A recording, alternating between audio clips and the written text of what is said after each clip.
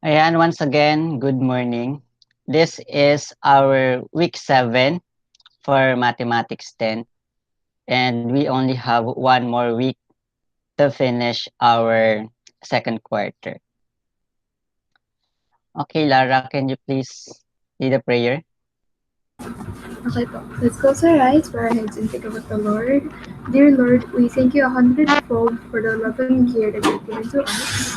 May we in return to you your good works by multiplying it with love and respect, adding more faith, subtracting the unworldly behavior and evil works, and dividing your given talents to others, so we can sum it all and be united as one in your family. In this we pray. Amen. Father, Son, and Holy Spirit. Amen.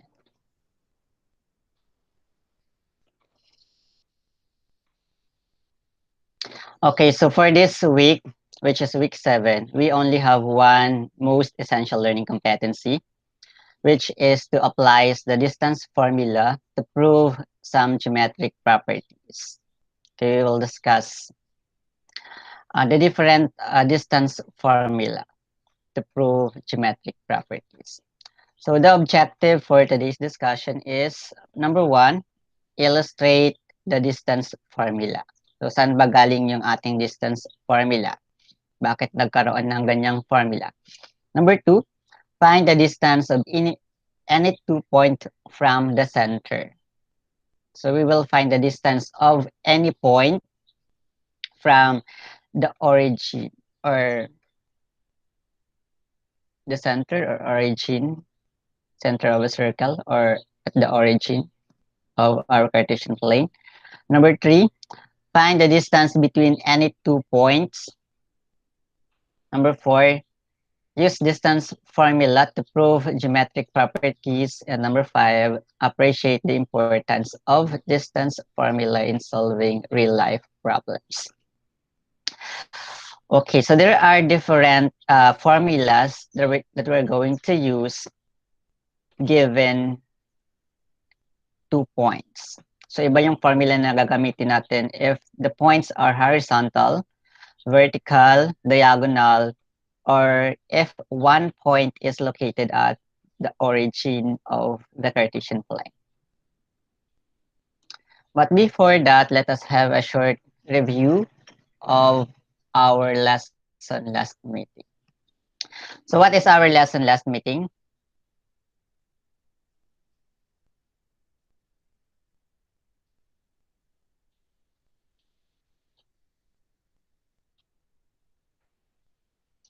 Eric, what is our lesson last meeting?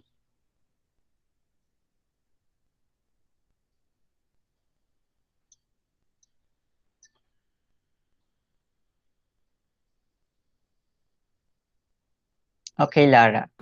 Theorems po. Theorem po ng two intersecting chords po. Okay. So last meeting we discussed the theorems on the lengths of the segments formed that or the segments related to circle. And one of those theorem is the theorem on intersecting chords. What else?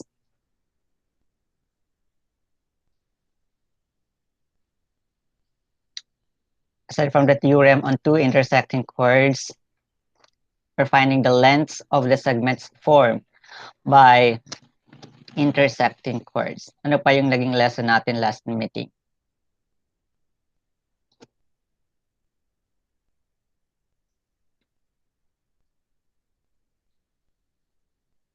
I guess we have 3 theorems discussed. Ano pa yung iba? Aries.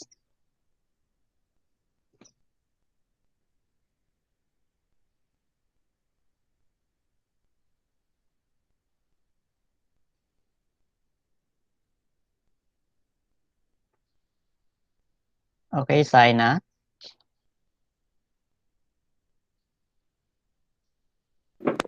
Theorems po on how to solve tangents and second lines po, sir. Hindi Okay, ko so po kasi ma-recall yung title po, sir. Okay, we have finding the lengths or theorems on finding the lengths of the segments given the second line or 1 second line and 1 tangent line. That is theorem number 3. So what is theorem number 2?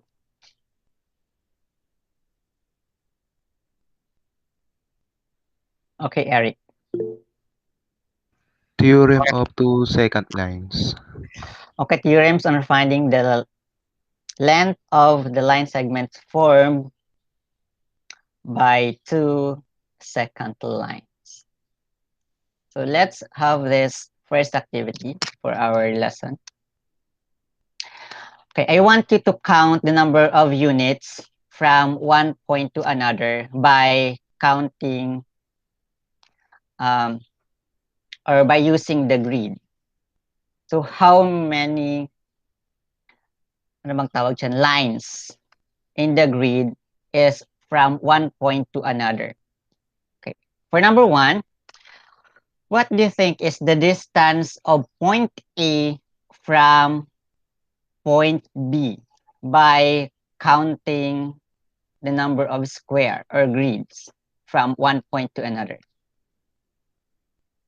Who wants to try? How many units is from point A to point B? Just count the number of units using the grid. Ezekiel, your answer is 3. Okay, 3. So what kind of points are A and B? Are they horizontal, vertical, or diagonal points? Okay, Lara. Horizontal po, sir. Okay, horizontal points. Ezekiel, may microphone ka, di ba? So how did you find the distance from point A to point B? So how did you arrive at your answer, which is 3 units?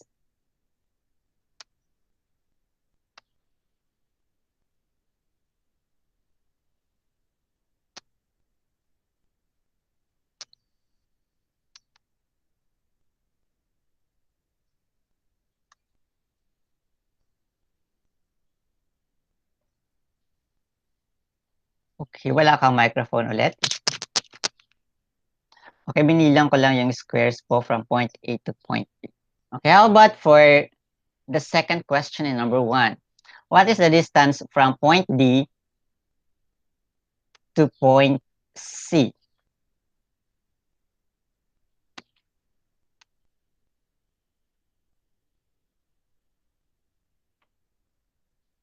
Okay, wait lang, nawawala yung iba. I don't know what happened.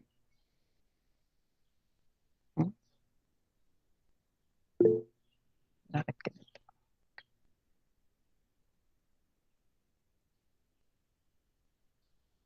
Wait lang ha, natatakpan sila pag ano.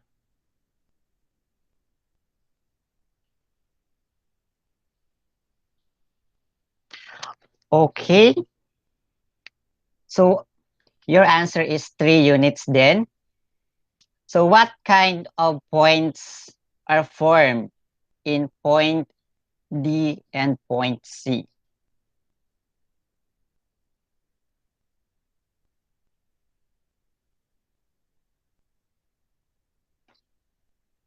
Okay, Angela, what kind of points are they? Horizontal, vertical, or diagonal points? Horizontal. Okay, so they are horizontal points. How about number 2? What is the distance from point A to point D? Aries. 2 po. Ilan? 2 po, sir. 2. Do you agree with Aries' answer? Is that 2 units from point A to point D? Okay, paki-double check, iba-iba ang sagot nyo. Pakibilang ng maayos. Kung maliit, paki-zoom. Ay, From point A to point D tayo. Okay, so the answer is, very good, Angela, 3 units. 3 lang yan. Hindi binibilang yung ano. Pag nag-jump ka, saka ka magbibilang ng 1. So from A, pag nag-jump ka, 1, 2, 3. Kaya 3 lang siya. Katulad din ng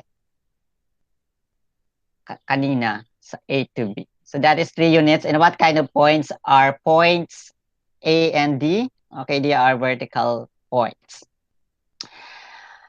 How about for the distance from B to C? What is the distance from B to C?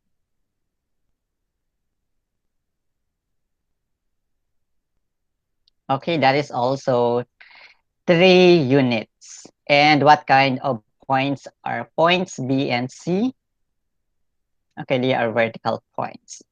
Now for question number 3, compare the distances.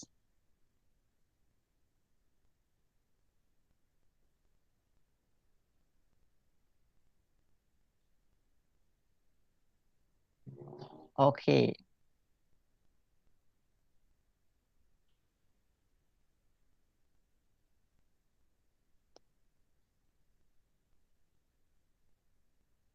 Who wants? Okay, Aris. Sir, magkaiba po paano bilangan yung AB at saka AP? Or yung horizontal to vertical? Kasi sir, yung sabi mo dun sa AB, yung bilang ko kasi sir, yung blank space, yung blocks po. Then, yung sagot po kasi sa AB kanina, di ba 3 po? So, ang bilang ko po sa AB is yung blocks din po. Kaya Okay, ang binibilang dyan yung parang pa-cross. Okay, from A, nag-jump siya doon sa pa-cross ng 0. Kaya 1, 2, 3. Okay, so compare the distances. The distance of AD, DC, CB, and BA. Okay, they have the same distance, or they have the same size. So if we try to connect the points, A connect to point A will be connected to point D, connect it to point C, and so on. So what is the figure that you have formed by connecting the points or the dots? Okay. How did you say that the figure is a square?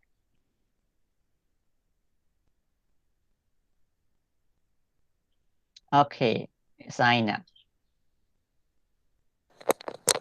Yung sides niya po kasi meron pong equal value, tsaka po yung distance niya po. Okay. So we know that one of the property of a square is that all the sides are congruent, or the lengths of the sides have the same length. That is why we conclude that the given figure is a square. Do you have a question in learning task number 1? So what if I ask you to measure the length of DB? The length of point D to point B. Can you easily count the number of units from that 2 points?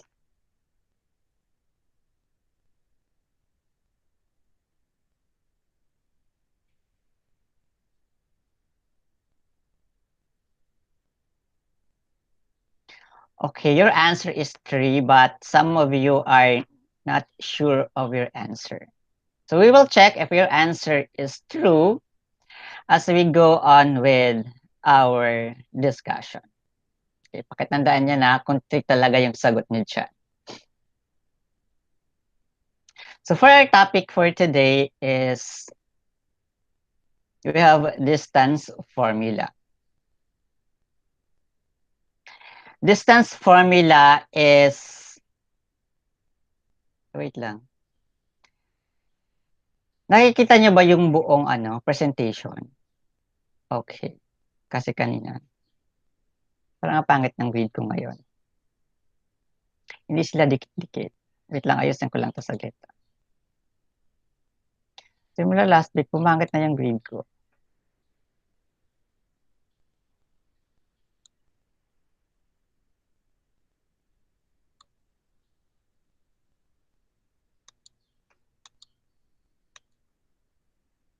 Ayan. So who can read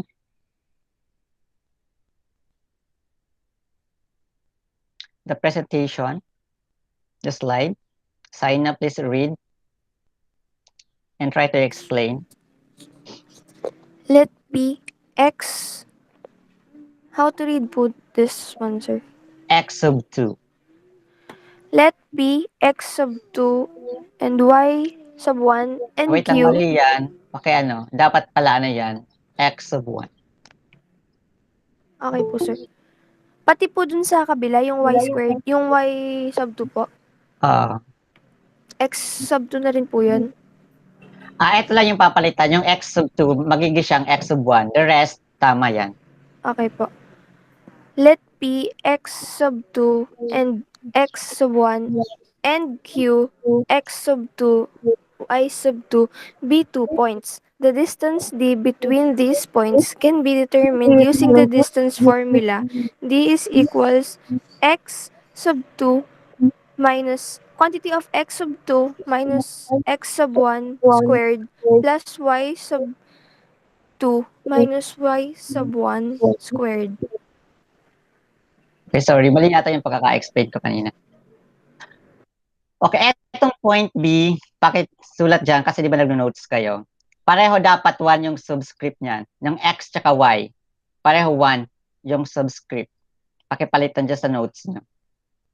Yung point B, meron siyang coordinate na X sub 1, Y sub 1. Pareho 1 sa point P. Nagets? Nagkaroon lang siya ng typo error. Dapat pareho sila subscript 1, yung X tsaka yung Y. Dito naman sa point Q, tama yan. That is, the coordinates of point Q is X sub 2, Y sub 2. So, point P and okay. Point P and point Q are any 2 points in our Cartesian plane. So, kahit anong points yan.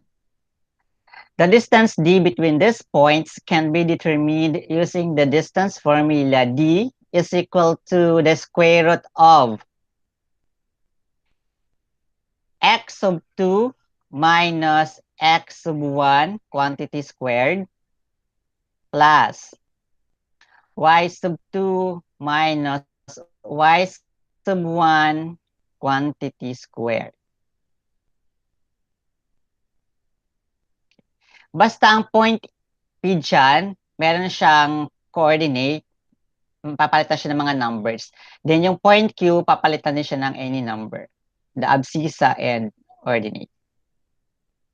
Okay. Let's have this example. So what are the coordinates of the 2 points in the figure? Okay, what is the coordinate of the first point? Aries.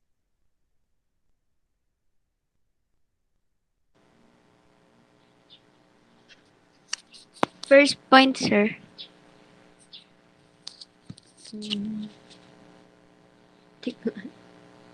Meron tayong dalawang points dyan. So kahit alin dyan, sa isa, pwede niyong kunin.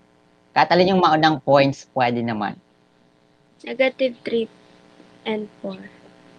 Okay, so the coordinate of the first point is negative 3, 4. So what is the coordinate of the second point? Angela. 5 and 5 and negative 2. Okay, the coordinates of the second point is 5, negative 2. Okay, so using the formula, D is equal to the square root of the quantity x sub 2 minus x sub 1 squared plus the quantity y sub 2 minus y sub 1 squared is equal to. So kung napapansin nyo dito sa loob ng ating radical symbol, yung nasa loob ng first grouping symbol ay pareho X. Okay. So ang gagawin nyo, kukunin nyo yung isang X doon nasa baba, which is 5. Yung point sa baba, 5, minus yung X naman doon sa taas na point, which is negative 3. Kaya siya naging 5 minus negative 3. Okay. Yung 5 dyan, galing yan doon sa point na nasa baba, yung X doon, yung abscissa niya. Abscissa of the point, which is 5. Kokopyahin nyo lang yung minus sign. Then, yung abscissa naman ng second point natin is negative 3. Kaya siya naging 5 minus negative 3 squared. Plus, yung nasa second grouping symbol natin ay pareho Y. Since yung 5 dito sa baba, sa point, yung abscissa na 5 ang una nating kinuha, ang kukunin naman natin ay yung negative 2, yung katabi niya. Di ba doon sa X, ang kinuha natin na una ay 5. Kaya sa Y, ang kukunin natin ay yung negative 2, yung katabi ng 5. Kaya siya naging negative 2. Yung minus, given siya sa formula. Then, yung 4, yan yung ordinate ng ating second point, yung nasa taas. Kaya siya naging negative 2 minus 4. Familiar ba kayo sa abscissa and ordinate? Okay, yung abscissa, yan yung X values. Yung ordinate, yan yung Y values sa point. Yun na lang ang binabanggit ko para hindi tayo malito. Anyway, etong formula natin, pwede siyang mabaliktad. Ayan. So, dito sa X, pwedeng ang unahin nyo muna ay negative 3. Negative 3 minus 5. Pwede naman. Pero kapag inunan nyo dito yung negative 3, dito sa Y, kailangan yung unahin naman yung 4. Okay? So, titingin kayo sa point. Kung yung 5 yung una yung kinuha sa X, yung negative 2 rin ang una yung kukunin sa Y, sa pangalawang grouping symbol. Kaya siya naging ganyan. So, 5 minus negative 3 squared plus negative 2 minus 4 quantity squared. So, 5 minus negative 3 minus tas negative, magiging na siyang positive. Kaya siya naging 8. So, 5 minus negative 3 is 8. Then, plus. Sa Y naman, we have negative 2 plus, or negative 2 minus 4, that is negative 6. Then, i-square na natin siya. 8 squared is equal to 64 plus negative 6 squared is 36. And 64 plus 36 is 100. And the square root of 100 is 10. So, the distance of the 2 points is 10 units.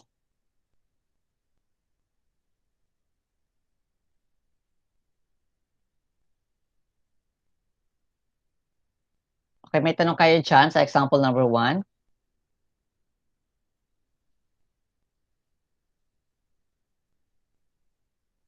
Naintindihan na ba yan?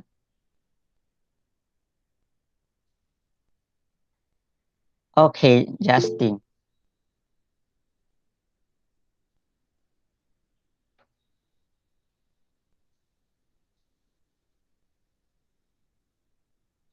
Justin, what is your answer? Okay. But negative 4? Nasa formula natin yung minus. Di ba sa y sub 2 minus y sub 1, may minus doon. Kinopya lang yung minus. Yung 4, positive pa rin siya. Minus positive 4. Kasi positive 4 yung nasa point natin. Okay, yung iba, magtanong kayo. Dito sa second row ng solution natin, pwede siyang maging negative 3 minus 5. Oo, pwedeng unahin. Dito sa second row, pwede siyang maging negative 3 minus 5. Pero etong y, kailangan nyo rin palitan. Magiging siyang 4 minus negative 2.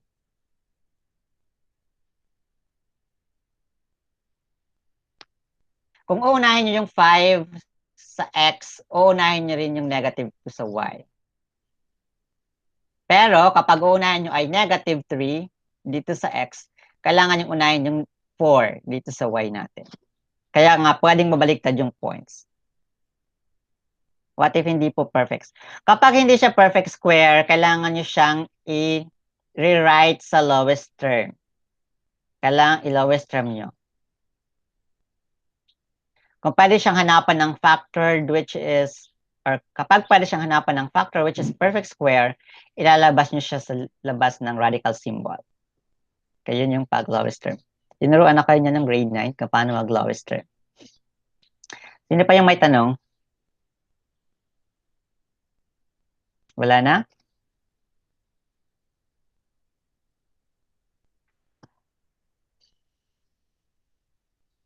Justin, wala ka rin camera? Okay, Lara, can you please read and explain? The distance formula is used even if 2 points are on the same horizontal or vertical line. Ang sabi po dito, kahit na nasa opposites po ang sides po sa dalawang points, pwede po magamit ang distance formula. Kahit na nasa same side po siya. Kunyari po, ang isang point po ay nasa negative sa taas po, sa y-axis. Tapos yung nasa other point po, nasa baba po siya ng y-axis. Same po sila po ng sides, kaya magagamit pa rin po ang distance formula. Okay. So as you can observe in example number 1, what kind of points are the given points? Are they vertical, horizontal, or diagonal points? Yung example number 1 natin.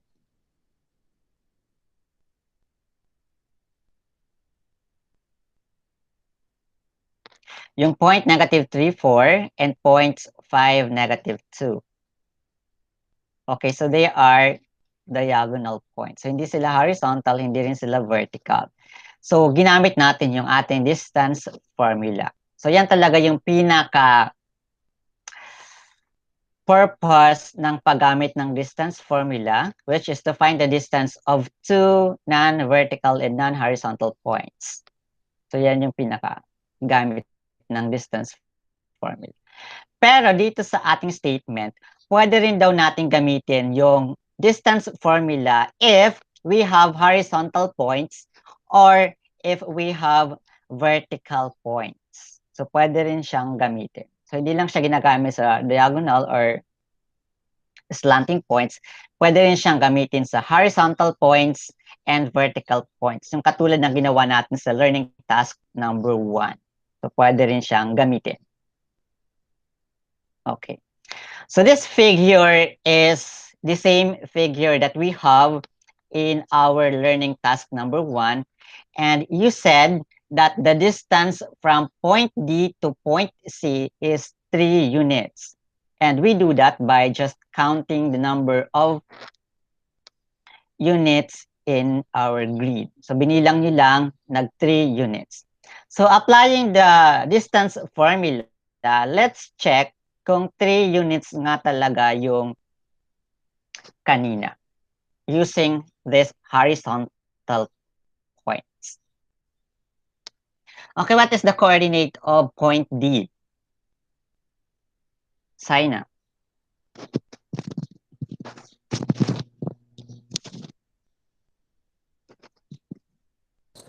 Four po, sir. I know. What is the coordinate? 2 po pala. Pag sinabi natin na coordinate, yung ganon, yung may, kailangan meron siyang X, meron siyang Y. 4 and 2 po. Point D tayo.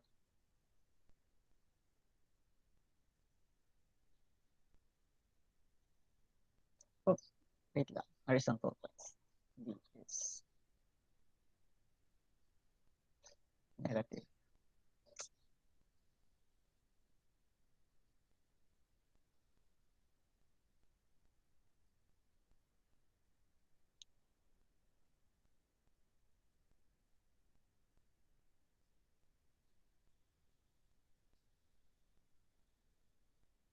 Okay, ano sagot mo, ano?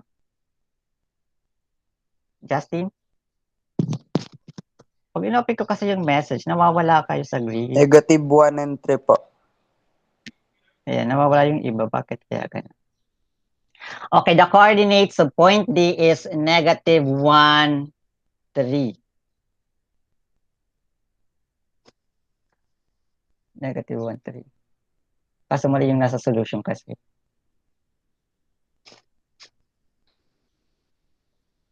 Okay, point D. Wait lang, ayusin ko lang to. So the coordinates of point D is negative 1, 3. So what is the coordinate of point C?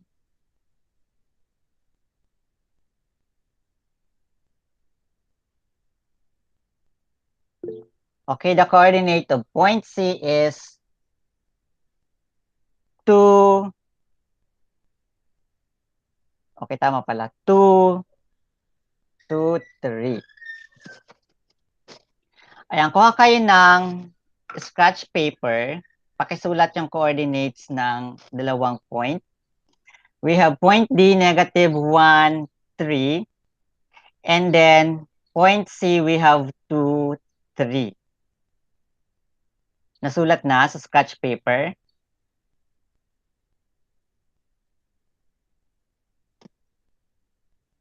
Okay.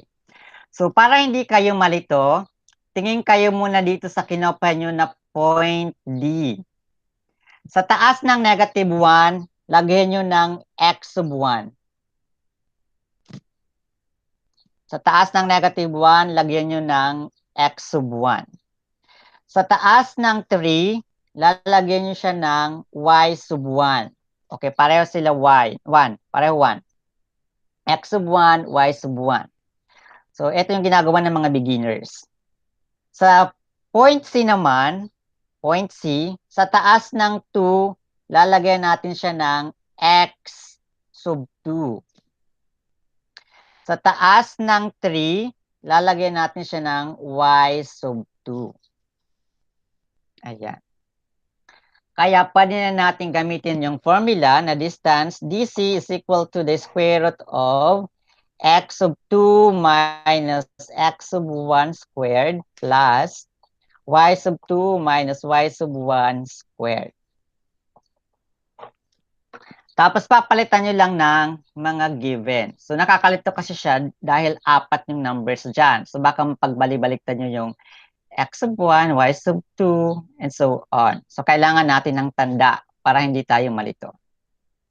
So sa formula natin, ang nakalagay ay x sub 2. At ang nasa baba ng x sub 2 natin ay 2. Kaya ilalagay natin dyan sa solution 2. Then, kopyahin lang yung minus sign. Okay, sa formula natin, after ng minus sign is x sub 1. At ang nasa baba ng ating x sub 1 ay negative 1. Kaya siya naging 2 minus negative 1. Kopyahin lang yung mga parentheses dyan, tsaka yung square. Kopyahin yung plus. Open parentheses. Sa formula natin, we have y sub 2. At ang nasa baba ng y sub 2 natin ay 3. Minus, given yung minus sa formula natin. Then, next natin sa formula ay y sub 1. At ang nasa baba ng y sub 1 natin ay 3. Kaya siya naging ganyan. DC is equal to the square root of the quantity 2 minus negative 1 squared plus the quantity 3 minus 3 squared. Okay, may tanong kayo kung saan galing yan? Yung mga given natin. Okay, kung wala, proceed na tayo. Okay, simplify na natin. 2 minus negative 1, that is 3. Kaya siya naging 3 squared. Then 3 minus 3 is 0. And that is really equal to 0. Then 3 squared naman is equal to 9. And the square root of 9 is 3. Do you have questions sa solution natin? Okay. instead of writing D for the distance formula, ang nilagay ko dyan ay DC. So, meron kasi tayong two ways on finding the distance or representation ng distance.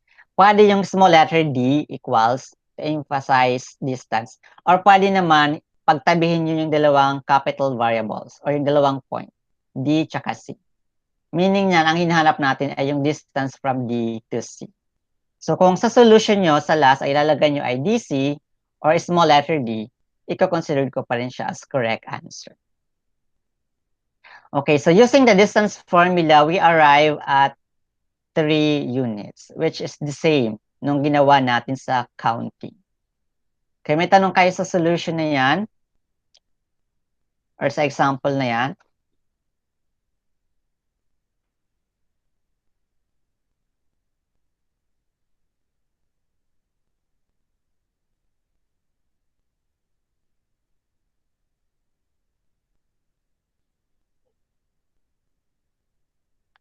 Sige na, magtanong na.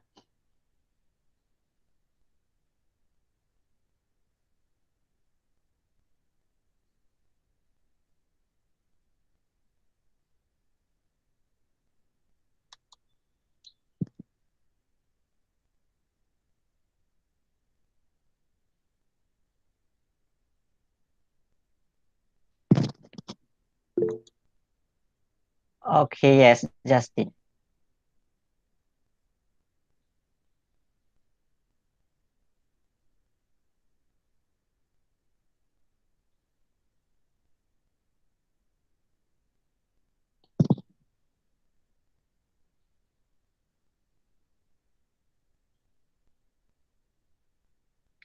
Yung negative 1 po, i-multiply po sa 2 or pag minus lang po.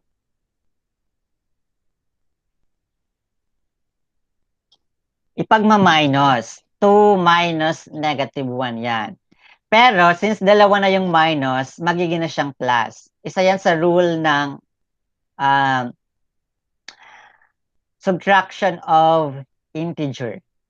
So kapag dalawa ng minus, di ba yung rule natin sa subtraction of integer, papalitan natin ng sign yung subtrahend, then proceed to addition.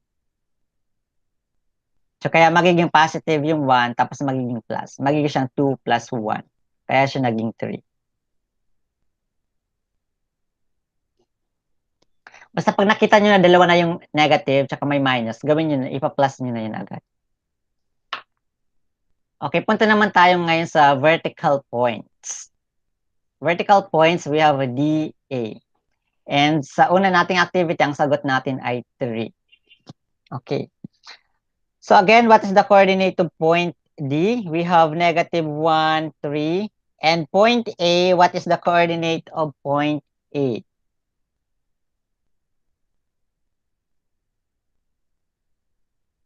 Eric.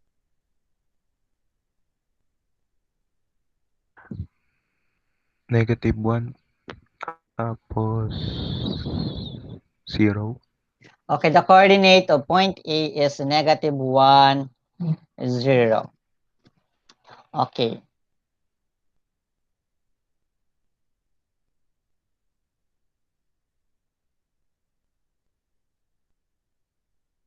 Okay, lagyan na natin ng mga tanda dito sa taas. Sa point D muna tayo, ganun pa rin, x sub 1, y sub 1. Dito naman sa A, point A, ang nasa taas ng negative 1 natin ay x sub 2. Sa taas ng 0, we have y sub 2. Okay, using the formula, we have x sub 2 muna. Ang nasa baba ng x sub 2 ay negative 1. Kopyahin yung minus. Ang nasa baba ng x sub 1 ay negative 1. Kopyahin yung closing parenthesis and yung square. Okay, nilalagyan ko siya ng another grouping symbol kapag negative. Para hindi kayo malito. Kapag negative, nilalagyan ko siya ng another parenthesis. Plus, sa y naman, we have y sub 2. Ang nasa baba ng y sub 2 ay 0. Kopyahin yung minus sign. Then, ang nasa baba ng y sub 1 ay 3. Kaya siya naging ganyan. Then negative 1 minus negative 1, that is 0. Plus 0 minus 3, that is negative 3. Then i-square na natin siya. 0 squared, 0 pa rin. Negative 3 squared, 9. Kaya siya nag-square root of 9. And the square root of 9 is 3. So, ganun pa rin siya. 3 units.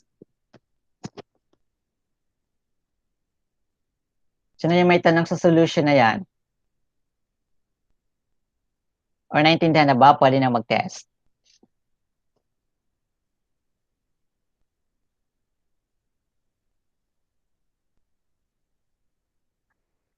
Magtanong kayo kung hindi nyo naintindihan. Kasi kapag hindi kayo nagtanong, proceed na tayo sa next example.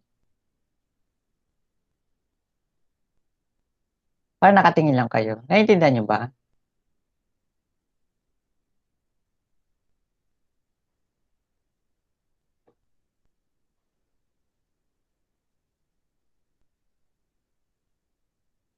Okay, wala lang tanong.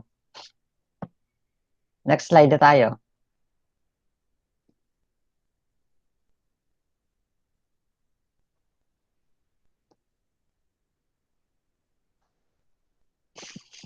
Okay, who wants to read and explain? Eric, let's try.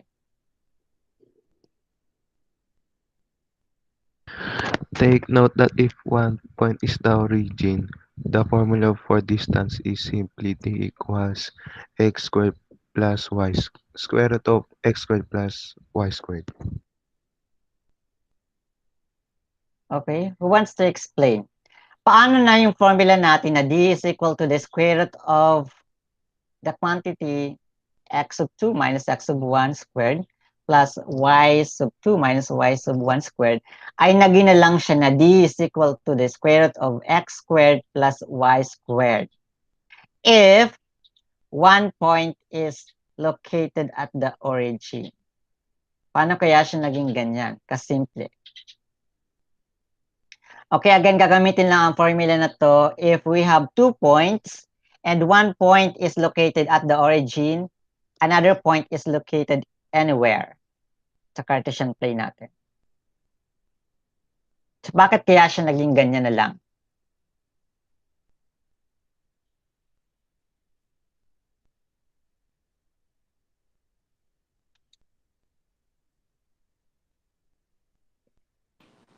Sir, kasi 0 po yung origin.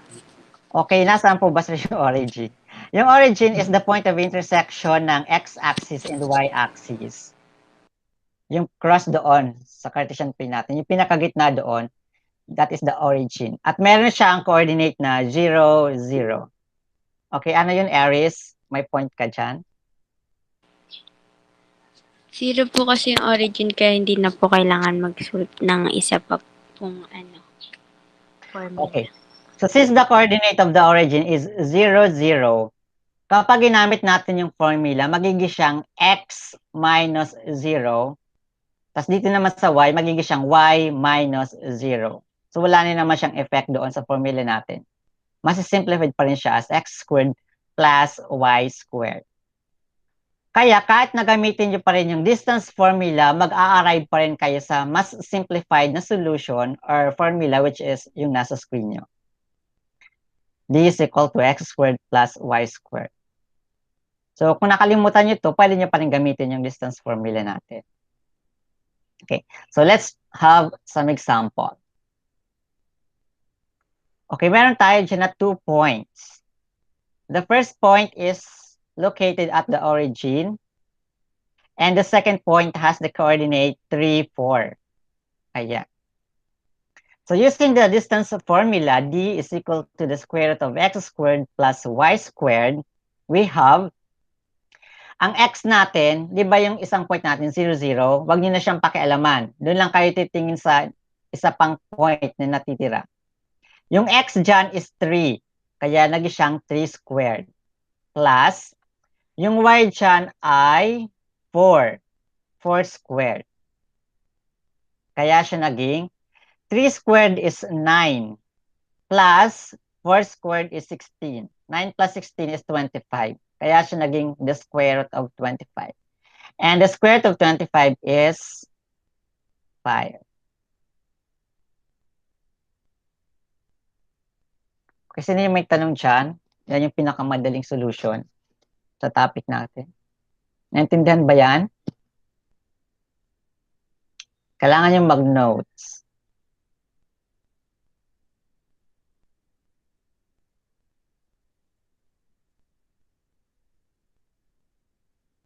Sino yung may tanong?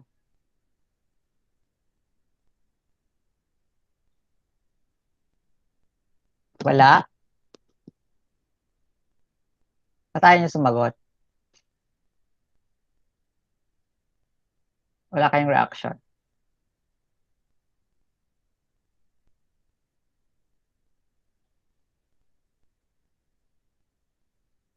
Wala kayo dyan.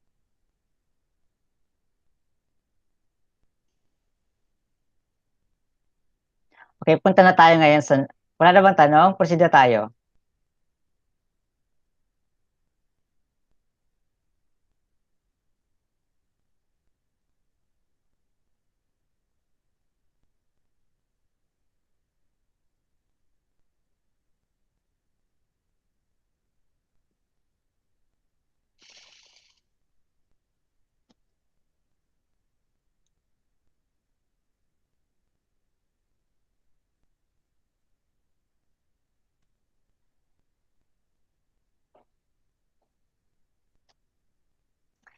Okay, we have here geometric proof. So, ano ba yung geometric proof na yan? Many geometric properties can be proven by using a coordinate plane. A proof that uses figures on a coordinate plane to prove geometric properties is called a coordinate proof. Yung ginawa natin sa learning task 1 is an example of a coordinate proof. Or it is the reverse of the coordinate proof, wherein using the given lengths, we conclude that the figure is a square. So, ang coordinate proof naman is the reverse of our learning task 1, wherein we're going to prove that the given is a square by finding the lengths of the side. So, merong mga times daw nagagamit tayo ng distance formula to prove geometric properties. And here are the steps on how to do this coordinate proof. To prove geometric properties using the methods of coordinate geometry, consider the following guidelines for placing figures on the coordinate plane. Step 1, use the origin as vertex or center of a figure. Number 2, place at least one side of a polygon on an x-axis. If possible, keep the figure within the first quadrant. Use coordinates that make computation simply and easy. Sometimes using coordinates that are multiples of 2 would make the computation easier. In some coordinate proofs, the distance formula is applied.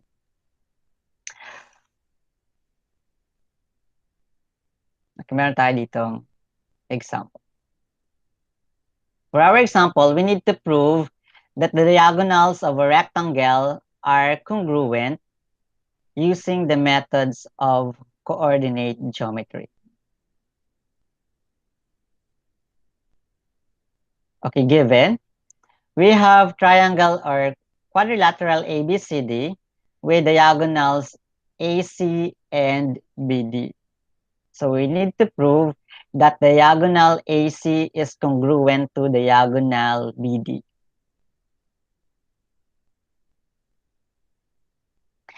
Anyway,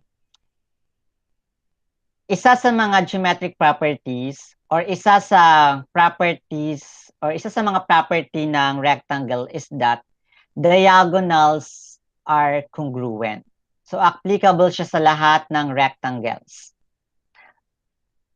na-prove na siya ng mga scientist or ng mathematician natin nung dati pa. Pero this time, ipo-prove natin na yung properties na yun ay talagang totoo by using the coordinate proof. So, ito yung step na gagawin natin. Step 1 is to place quadrilateral or rectangle ABCD on the coordinate plane. Isusulat natin siya or ilalagay natin siya dito sa ating coordinate plane. So, kung kayo yung gagawa niyan, it's up to you kung gaano kalaki or kaliit yung rectangle na isusulat nyo or i-drawing nyo. Basta kailangan nandyan siya. Dapat nakalagay siya sa quadrant 1.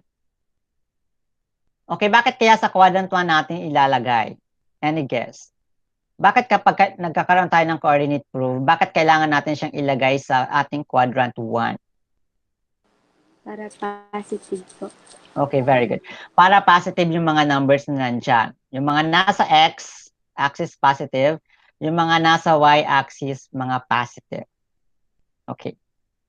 Isa pa doon sa step kanina, dapat yung isa daw na vertex ay nasa origin. So, aling vertex dyan ng rectangle ang nasa origin?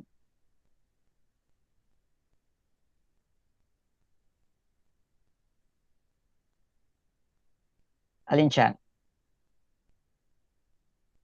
Okay, we have vertex A.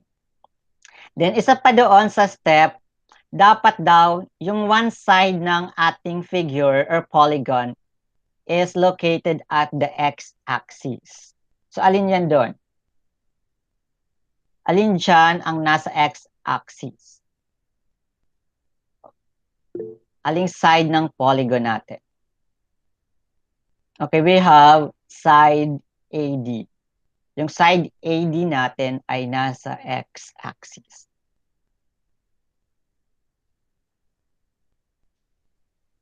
Next is to label the coordinates as shown below. Okay.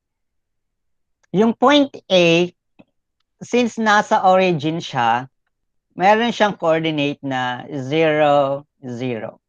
So, automatic na yan. Yung point D naman, hindi natin alam kung ilang units siya sa x-axis, kaya na-represent natin siya ng letter A.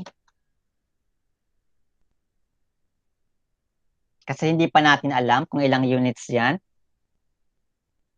Kaya A muna ang ilalagay natin. 0. Alam natin na ang coordinate niyan ay 0 kasi nga nasa x-axis siya.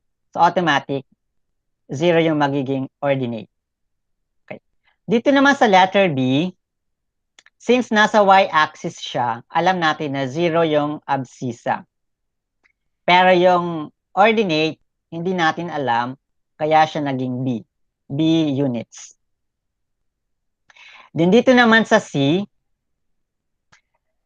kokopahin na natin yung mga nasa kabila. Since kapantay siya ng point D, meron silang same abscissa. Since magkapantay yung C tsaka D, so meron silang same na abscissa, which is A, kaya magiging A rin yung abscissa niya. And since magkapantay din sila ng B, meron silang same ordinate, kaya siya naging AB. So kung ano lang yung mga given na pwedeng ilagay, yun ang paglalagay natin. Okay, yan, nalagyan na natin siya ng mga coordinates. Next is to find the distance between A and C, given that A is 0, 0 and C is equal to AB. Since ang pinoprove natin ay yung mga diagonals, so kailangan nating hanapin yung length ng diagonals, which is AC, diagonal AC, using the distance formula. So yung A meron siyang coordinate na 0, 0, yung C natin meron siyang coordinate na AB. So applying the distance formula, we arrive at AC is equal to A minus 0 squared plus B minus 0 squared, and that is equal to AC is equal to the square root of A squared plus B squared. Dito sa part na to, pwede rin natin gamitin yung distance formula of 2 points wherein one point is located at the origin. Diba? Yung point A kasi nasa origin, yung point C, anywhere. Nasaan siya? So, pwede natin gamitin. Magiging siyang A squared plus B squared. Okay. So, ang distance ng AC is A squared plus B squared. Okay. Proceed naman tayo sa letter B. Sa letter B naman, ang hahanapin natin ay yung distance ng diagonal BD. Nakuha na natin yung AC, hahanapin naman natin yung BD, tapos i-compare natin kung pareho. Kung totoo ngang pareho sila ng length. Okay, let's proceed. Okay, ayan. Yung B natin, or point B, meron siyang coordinate na 0B, and yung D natin, meron siyang coordinate na A0. Okay? So the distance of point B to point D is equal to the square root of A minus 0 squared plus 0 minus B squared, and that is equal to A squared plus B squared. Okay. Kanina, sa letter A, nag-arrive tayo sa AC is equal to the square root of A squared plus B squared. And yung BD naman natin is A squared plus B squared. Since AC is equal to BD, then AC is congruent to BD by substitution. Ayan, so na-prove natin na they are congruent. Kasi pareho sila, the square root of A squared plus B squared.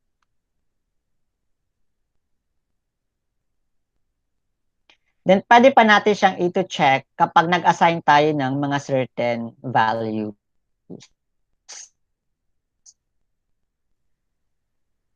Papalitan natin ng values yung A at B. So, same din sila ng length. So, yun ang ating coordinate proof.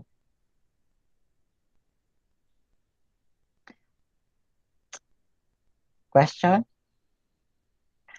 Nahirapan kayo mag-observe? Okay, before that, magbigay muna tayo ng mga activity. So, using the distance formula, find the distance of the following. Then, after none, another activity for the coordinate proof. Okay, I will give you 2 minutes to answer that.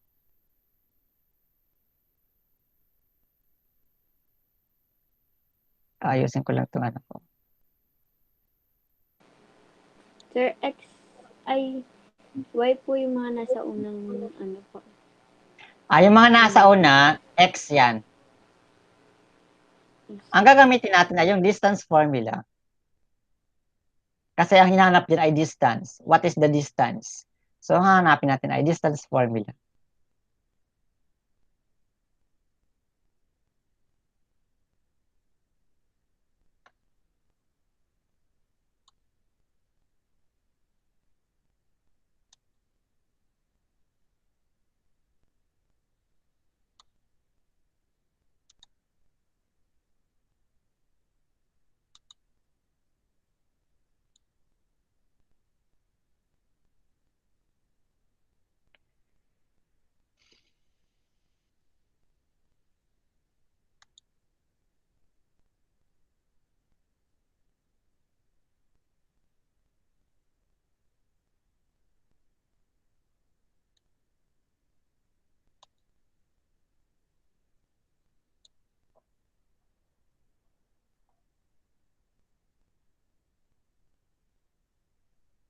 So, ba kanina magamit yung grade ko?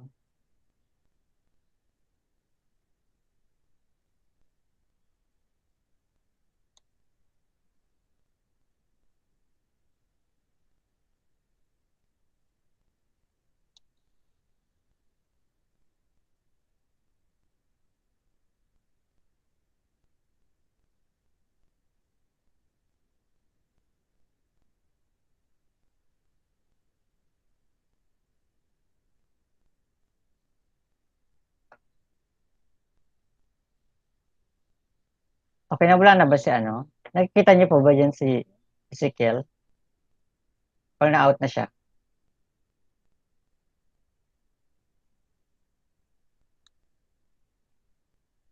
Kaya bakit hindi kita makita dito sa screen ko?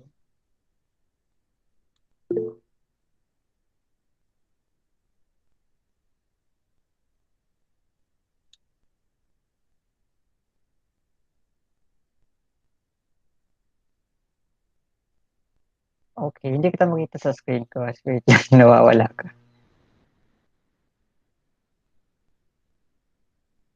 Two weeks na lagi nag-ano yung glitch.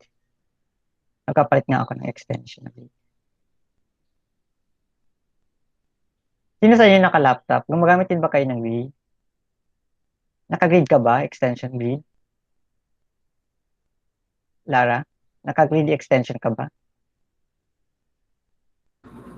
Saan po, sir? Ha? Saan po, sir? Pag naka-grid extension ka, makikita mo lahat ng lahat Ano ng po? kasali. Yung- Nag-install ka ba ng extension na grid? Sir, hindi ko po kayo pinipili. Okay. Siguro wala kang grid extension.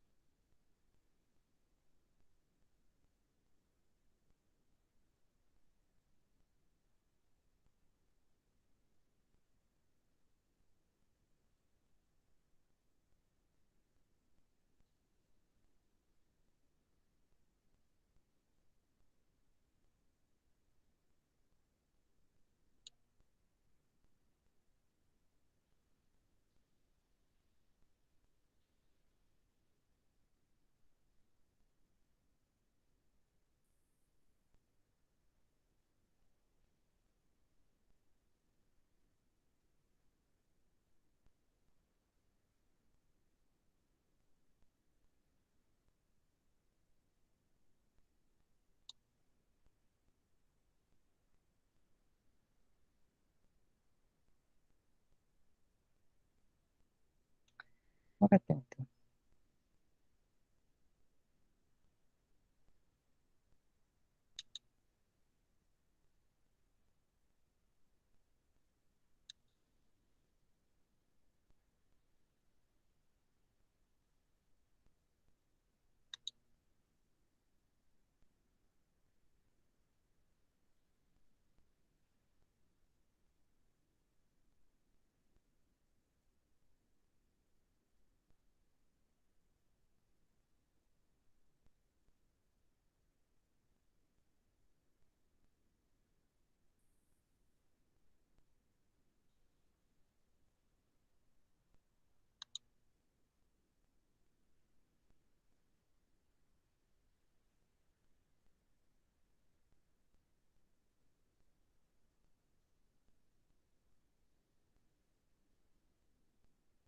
Ayun, nandito ka na sa screen ko ngayon.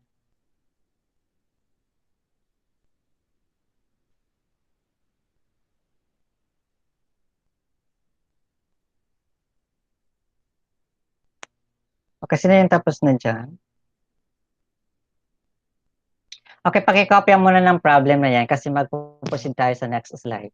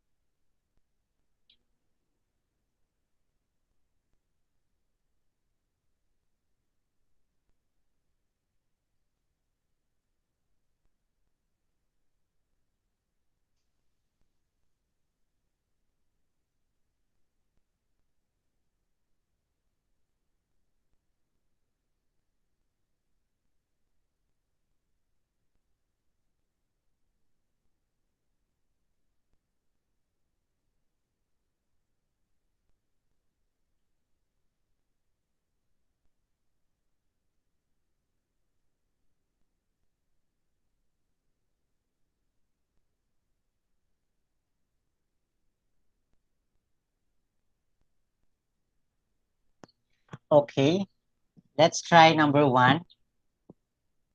Sa chat box, please write your answer in number 1. Number 1 muna tayo. Huwag mo na maglagay ng iba.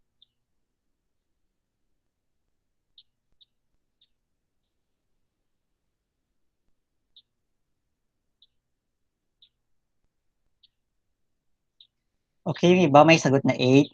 Yung iba ay 12. Yung iba. Okay, 8. So, ikaw lang, Erica, na yung iba. Sure na kayo? How about yung iba? Okay, 8 daw yung mga sagot nila. Meron pang hindi nagsasagot. Sa number 1 na pa lang tayo. Okay.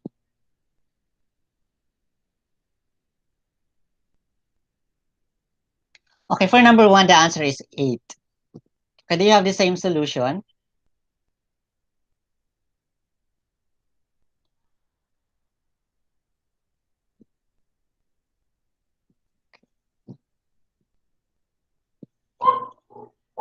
Okay, kailangan pa ba i-explain? Lahat naman kayo tama?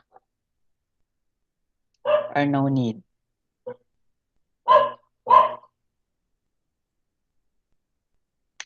Okay, how about for number 2? Walang sagot tayo, copy na lang yung solution siya. Pag-aralan sa bahay. Write your answer in number 2. Okay, Zaina, ikaw lang yung 6 ang sagot. The rest, 15. Okay, double check ang solution mo. O hindi pa sinasabi na 15 yung answer, ha? How about yung iba? Hindi nagsasagot ang iba. Jet, hindi ka nagsasagot.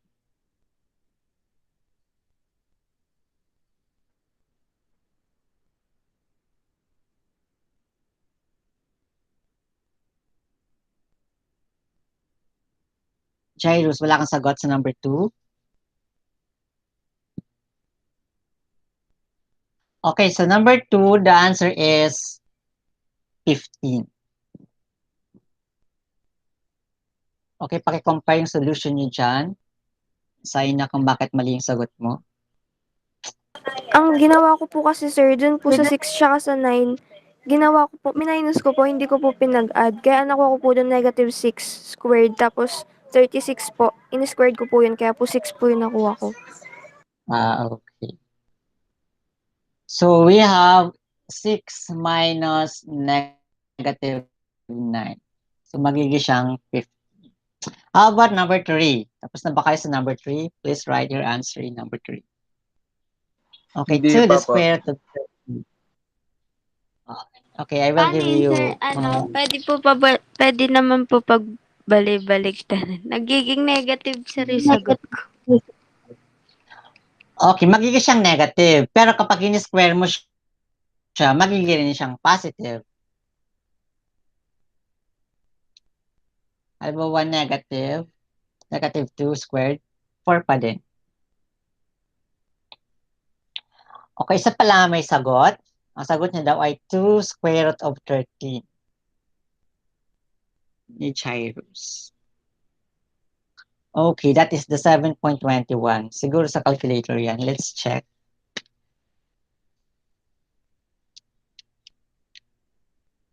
$7.21. Okay, 7.21 din daw. Gumamit ka ng calculator.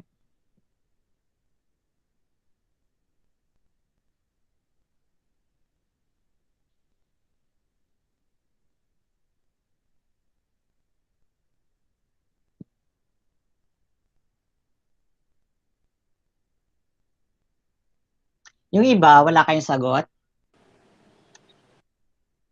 7.21 din. Bakit mga fraction ang sagot nyo? Ay mga decimal. Pare-pareho kayo decimal. Yun din po lumabas sa akin. Sa calculator ba yan? Opo. Okay.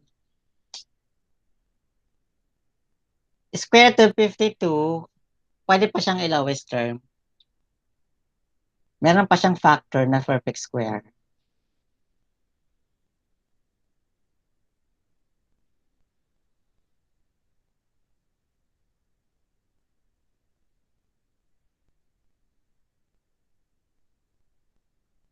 Okay, lahat na ba tapos dyan?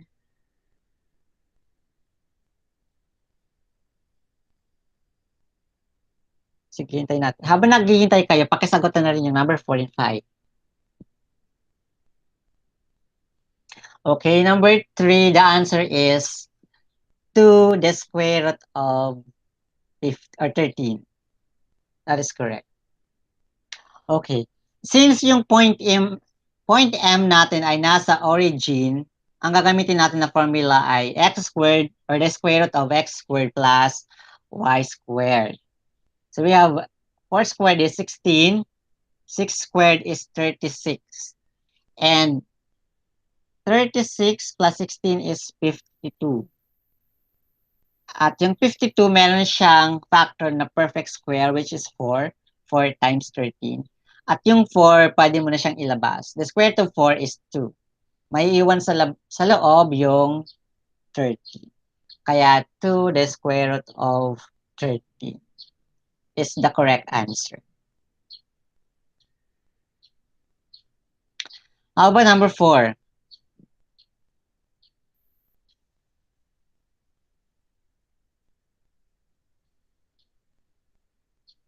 Okay, 5. Lara, 5, 5, 5. Yung iba,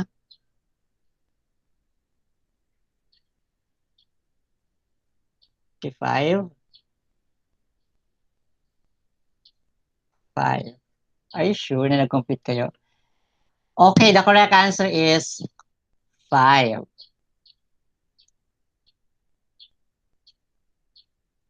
Ayan. So the square root of 25 is 5.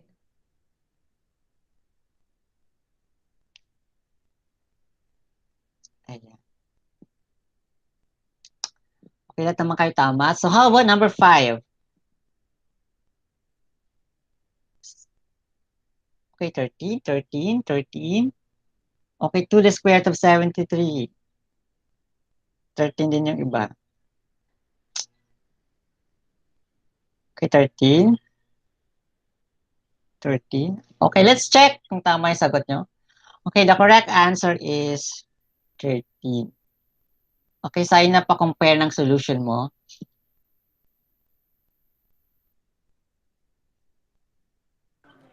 Bali po sir, ang nakuha ko po doon, 11 squared tsaka negative 5 squared. So, 121 plus 25 is equals 146 po. Wala po akong Nine. nakuha sa sa akin. Yung 9 yata, bakit naging 11 yung sa'yo? 9 minus negative 3? 9. Ang pagkaka-plus ko po kasi sir, 8 tsaka 3. Okay. So, Kaya mali po lang 11 po nakuha. Opo. mali lang yung given. Pero solution is correct. Okay, very good pa rin yun.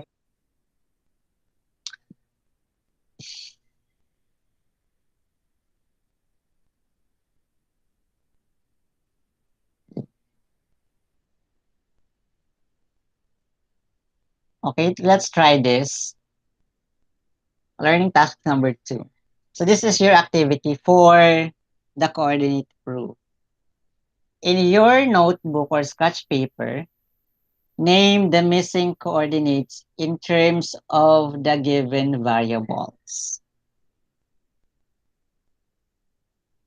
The coordinate of point O is 0, 0, which is located at the origin.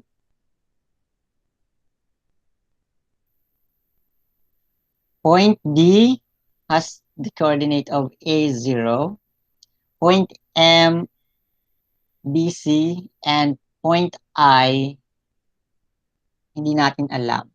So we will look for the coordinate of I, given that MIND or quadrilateral MIND is a parallelogram. So ano mga properties ng parallelogram na alam nyo?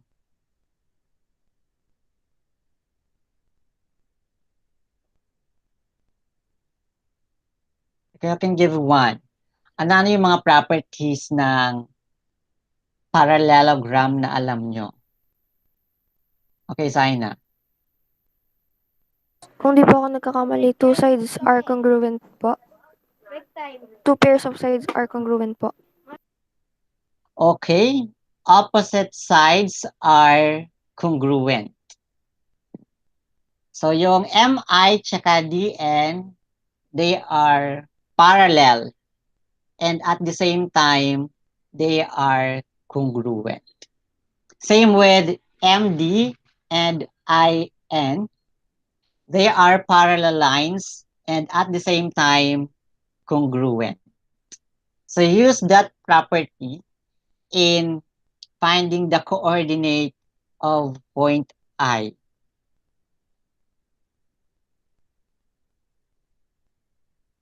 I will give you 2 minutes to try number 1.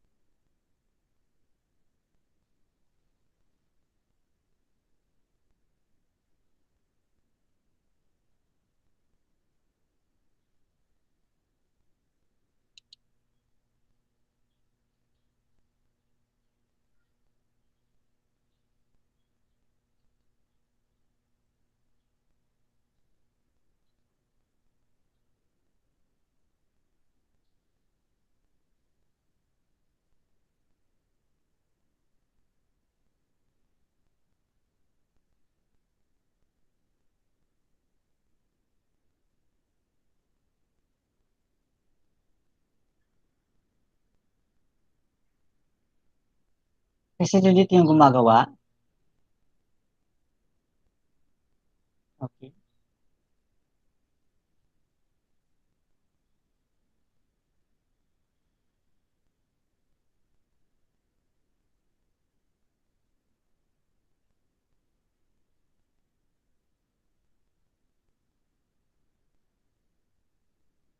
Sino yung walang idea kung paano gawin, kung anong gagawin?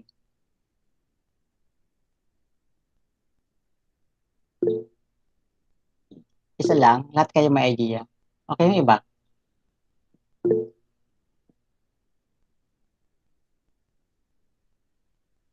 So, discuss ko na ba?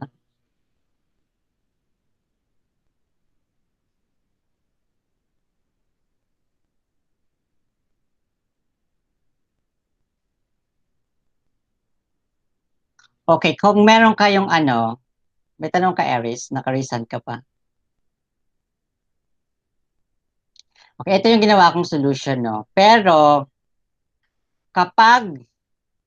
kung nag-advance study kayo, kasi di ba nasa module naman to, kung nag-advance study kayo at pumunta kayo sa data correction, ang answer ng author ng book natin ay, I guess, B plus A yata.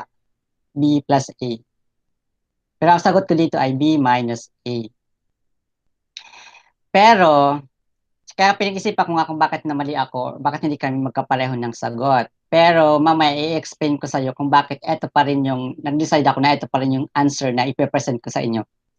Kahit na hindi siya kapareho ng nasa data correction ng module. Okay. So, eto makinig. Since this is a parallelogram, pwede tayong mag-assume na ang MI is equal to DN. So, opposite sides of a parallelogram are congruent. So, gagamitin natin yung property na yon in problem number 1. Okay. Since yung I lang naman ang hindi natin alam, pero yung M tsaka yung I, di ba magkapantay sila? Yung M tsaka yung I. Since magkapantay sila, they have the same ordinate or meron silang same Y values which is C. Kaya nilagyan ko siya doon sa taas ng letter C. Then yung abscissa niya is X. Ni-red ko siya kasi hindi pa natin alam. Yun ang hahanapin natin, yung naka-red na x, by using this property. So by applying the distance formula, mi is equal to the square root of b minus x squared. Ang b dyan ay yung nasa m, yung x ay yung nasa I na hindi natin alam, b minus x. Sa y naman, that is c minus c kasi pareho sila c. That is for mi equals, sa dn naman, we have a minus 0 squared. Sa y, 0 minus 0 squared. Okay. By simplifying, we have the square root of b minus x squared plus 0 squared is equal to, sinimplify din natin yung nasa kabila, a minus 0 is 0, kaya naging a squared. I mean, a minus 0 is a, kaya a squared plus 0 squared. Since 0 na yan, ang matitira sa kabila or sa left side ay b minus x squared, sa kanan ay a squared. Okay. Sa part na yan, pwede natin siyang i-square. Left side and right side of the equation, i-square natin. O hindi, pwede rin naman pala. Pwede na siyang i-simplify. Since meron siyang, sa left side muna tayo, meron siyang radical symbol, pero yung nasa loob yun ay ni-raise sa 2. So kapag pareho yung index at yung exponent, isa yan sa mga laws of radicals yata. Kapag same yung exponent tsaka yung index, automatic na magiging sagot ay yung radicand, which is b minus x. Tinuro yan sa grade 9. Same with yung nasa right side. Index is 2, exponent is 2, so the answer is A. Since ang hinahanap natin ay x, inilipat ko yung negative x sa kabila, kaya siya naging positive x. Yung A, inilipat ko siya sa left side, kaya siya naging negative A. So my answer is B minus A is equal to X. So yan yung answer ko. Okay. So explain natin yung side ng author ng book. Okay. Kung bakit tama pa.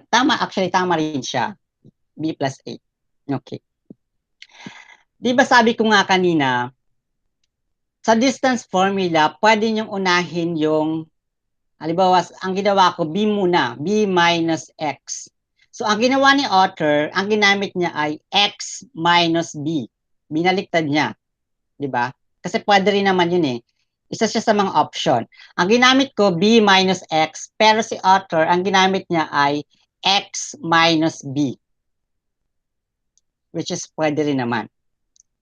Kaya, nang tinanggal niya yung mga nag-arrive sa solution, naging siyang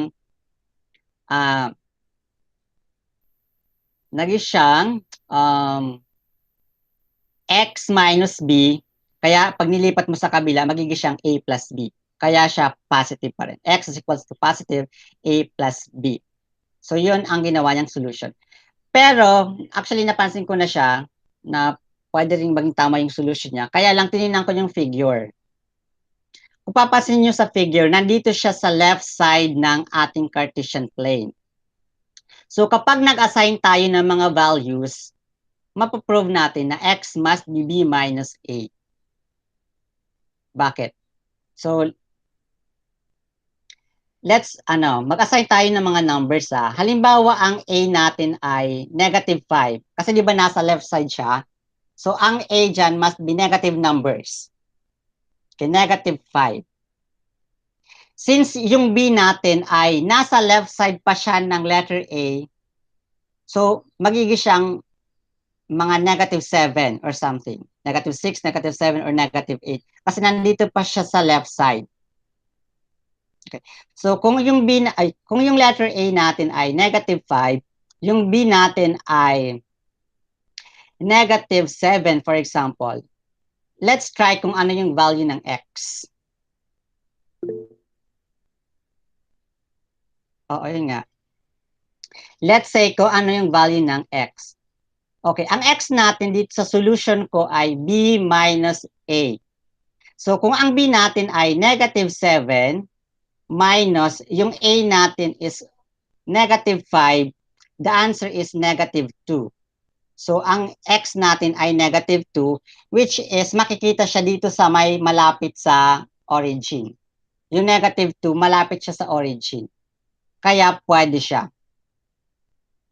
So that is correct. Kung A ay negative 5, ang B ay negative 7, yung X natin ay negative 2. So, using the figure, tama siya kasi ang negative 2, malapit siya sa origin dito sa part na to. So, let's try yung nasa book tsaka yung sagot daw ni Jairus, which is A plus B.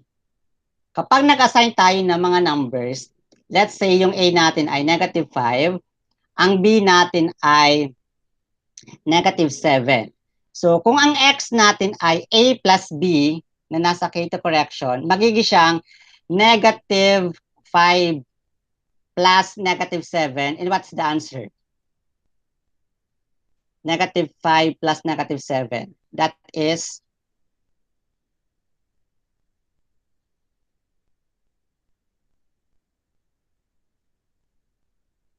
okay, that is negative 12. So, saang part dyan makikita yung negative 12? Malapit ba siya sa origin or nandun pa siya sa left side? Ang negative 12. Okay, nandun siya sa left side, which is wrong. Kung titingnan natin yung figure, ang ay malapit sa origin. So, yung negative 2, pwede siyang maging value. Pero yung negative 12, hindi, kasi nandun siya sa pinaka-left side pa. Kaya nga sabi ko, ito yung ipipresent ko na sagot, B minus A. Though sa solution, pwede rin namang magamit yon. Kasi nga, di ba, yung square root natin, the square root of a certain number is equal to positive or negative. Halimbawa, the square root of 25 is positive 5 and negative 5. Pero kailangan nating i-check kung alin doon sa dalawa ang magsasatisfy ng ating equation. Kasi meron tayong tinatawag na extraneous root, wherein yung isa lang ang magiging valid. But this time, ang magiging possible answers natin ay A plus B and B minus A. So, dalawa yung magiging possible answers natin. Kasi nga meron tayong square root symbol.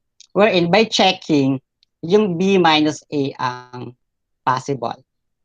Kaya hindi ko na nilagay yung B plus A. Naintindihan?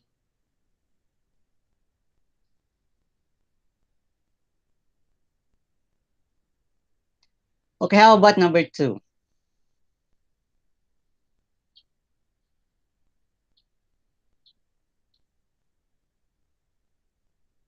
Okay, number 2 is quadrilateral FARM is an isosceles trapezoid. So what is the property or what is the property of an isosceles trapezoid that you know?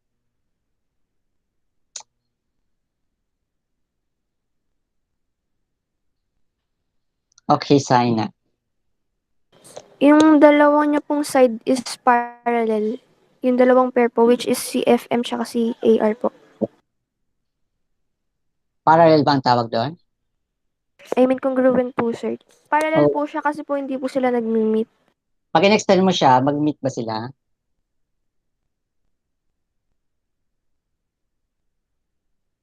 Okay. Isa sa mga property ng trapezoid is that it has one pair of parallel sides. Diba? Kung yung parallelogram, meron siyang two pairs of parallel side. Ang ating trapezoid ay meron lang siyang one pair of parallel side. So, alin dyan sa figure ang parallel sides ng trapezoid? Yung parallel, kapag in-extend mo siya, hindi sila mag-meet. Okay, sino yung nagtaas? Matthew, ikaw ba? Yung FA po, pati MR. Okay, yung FA tsaka MR, yan yung ating mga base. Ang tawag dyan ay base. They are parallel. Yung FM naman tsaka AR, ang tawag dyan ay legs. And yun nga, sabi ni Saina kanina, since isosceles trapezoid yan, legs are congruent. The legs of an isosceles trapezoid is congruent. At yun yung property na gagamitin natin sa pag-solve nito. Wherein FM must equal to AR. Okay. Yung M natin, meron siyang coordinate na E0. Yung R natin is unknown. Yung F, wala rin siya. A is NR. Okay, sino yung may sagot sa number 2?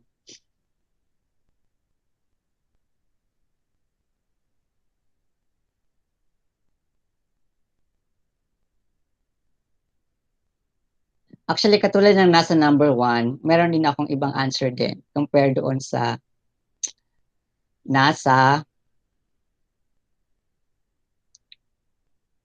Kasi dalawa rin yung possible answers sa number 2.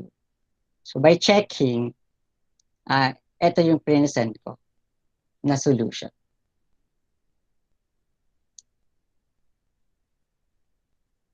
Ayan.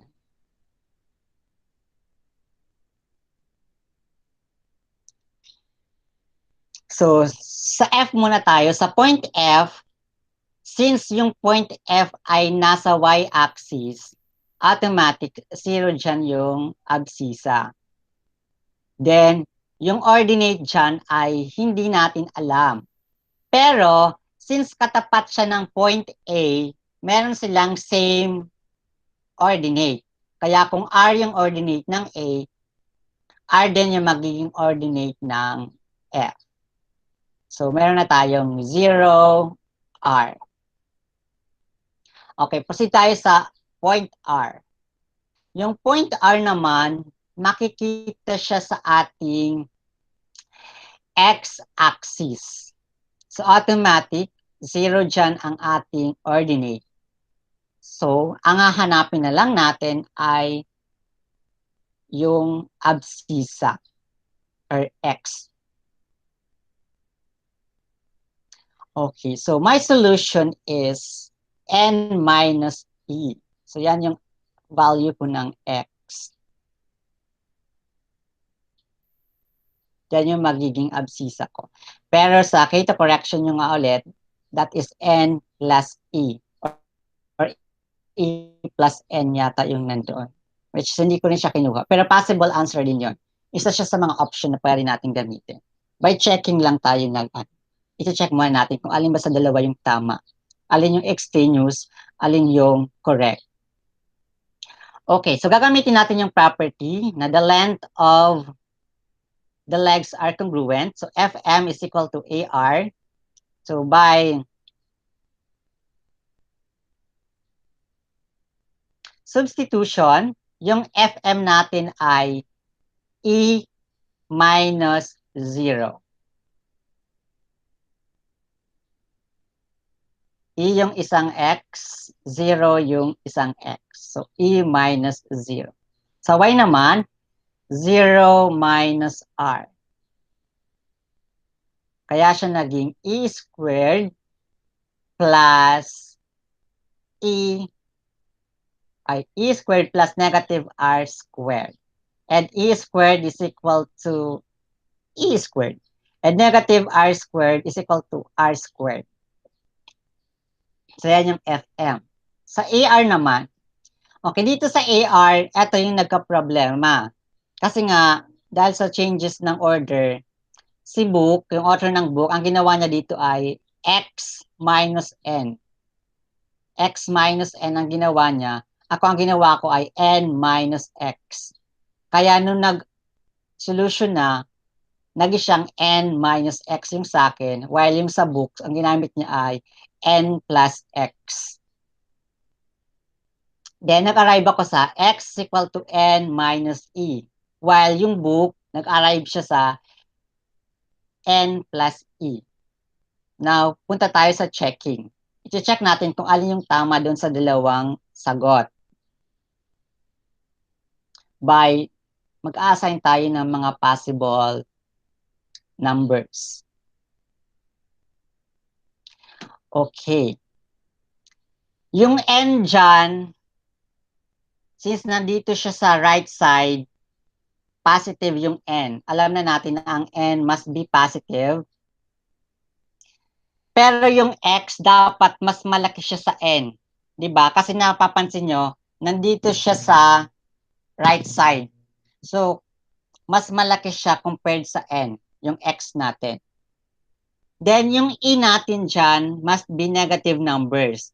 Kasi yung e nandito siya sa left side ng ating Cartesian plane. So, kapag nag-assign tayo ng letter E, dapat negative number ang i-assign natin. So, let's check muna kung tama itong solution ko. X is equal to n minus e. Let's say yung n natin ay 5, yung e natin ay mga negative 2. Let's assign negative 2.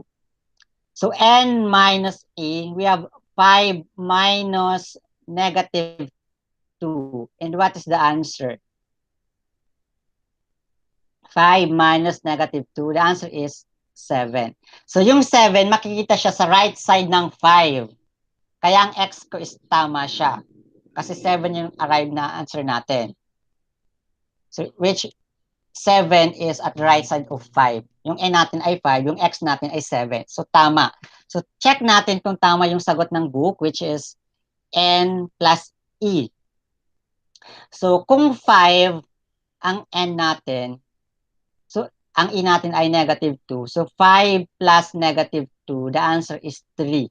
So, yung 3, makikita siya dito sa malapit sa origin.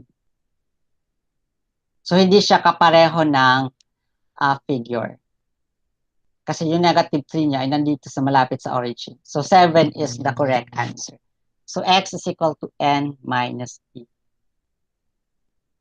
Do you have question or violent reaction sa solution ko? Any question? Wala na ba? Okay, ayan. Ito din, ginawa ko rin siya by inspection lang. Solution siya by inspection.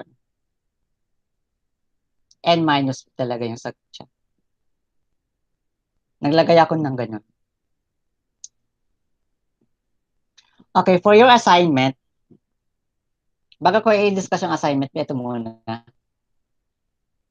Sasagutan nyo yung last, tsaka performance task. So, dalawa ang gagawin nyo ngayon. Meron tayong performance task, tsaka meron tayong last. So, for your assignment nga, ito na. Next meeting, kailangan meron na kayong nakaprepare na Cartesian coordinate plane. So, it's either gawin nyo siya sa, pwede nyo siyang gawin sa graphing paper, or pwede namang gumawa lang kayo ng grid sa scratch, sa papel, or sa bond paper. Basta kailangan meron na kayong Cartesian coordinate plane sa Tuesday. So, wala na tayong time para pagawin ko pa kayo ng Cartesian plane. Kailangan naka-ready na kayo. Then, kailangan nyo rin ng ruler tsaka pencil. Kung walang pencil, ballpen na lang. Pero wag lang kayong magkakamali. So, kailangan natin siya sa activity. So, may gagawin tayo dyan sa Cartesian plane, ruler tsaka pencil. May drawing tayong something. Then, kailangan nyo rin ng whiteboarded marker kasi meron tayong another game wherein magsasagot kayo sa whiteboard tsaka marker. So, kung wala kayo dyan, pwede namang sa sketch paper tsaka sa... Okay, so bakit natin ito gagawin? Kasi next meeting, Tuesday, meron mag-observe sa atin. So, i-observe tayo ng coordinator ng mathematics, si Ma'am Mary Linda. Then, kung sino sa dalawang school head yung available. Si Sir Jess yata or si Sir Rafi. Kaya kailangan nating so, since sasagot naman kayo, okay lang yan. So, by next meeting, walang magpapalate. Dapat mga, siguro 10 minutes before the time, dapat nandito na kayo. So, yung mga na-late ngayon, please, wag kayong magpapalate kasi makikita kayo ng mga observer na late kayo papasok. Okay, naintindihan ba? Wala na magpapalit dyan ha. Tsaka make sure na meron kayong mga camera. So huwag nyo nang hintayin na masabihan kayo na mag-open ng camera. So dapat from 9 a.m. to 11, dapat meron kayong camera. And microphone na din. Kung meron. Pero kung wala, no choice. Naintindihan ba? Tsaka ano naman ngayong week, hindi kayo masyadong nagre-recite. Doon ng mga previous pa, simula first quarter, actually confident nga ako na dito magpa-observe kasi nga nagre-recite kayo. From first quarter up to mga first part ng second quarter. Pero lately ngayong week lang naman, walang masyadong nagre-recite. So, mag-recite naman kayo sa next week. Okay? Siguro may plus point yung nag-recite. Joke lang. Okay, mag-recite kayo para mataas yung performance nyo din. Ano pa ba? Yun na, wala magpapalitas. Mag-ayos din kayo ng mga ano nyo, ng sarili nyo. Bawal yung mga sando-sando. Minsan may nagsasando dito. Tsaka kumakain minsan. So, pag may observation, huwag muna kayong kumain or magsando. Tsaka be on time. Tsaka siguro wag muna kayong maghikab-hikab. Lagi kayong inaantok. Kaya mag-exercise muna tayo sa next meeting. Para okay naman. Okay lang naman yan. So, yun lang. Ano pa ba? Yung last nyo naman ay 5 items lang yon, kaya madali lang yon. Wala naman siyang coordinate roof. Hindi ko na siya nilagay.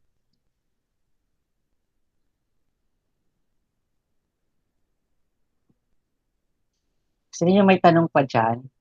O yung part ng lesson na hindi niyo pa naiintindihan, gusto niyo erase? Kapag tinawag ko yung pangalan niyo next time, magsasagot kayo. Lahat kayo matatawag. Isa-isahin ko kayo tatawagin. And mag-advance study na rin kayo ng topic para makasagot kayo sa mga questions. Ang topic natin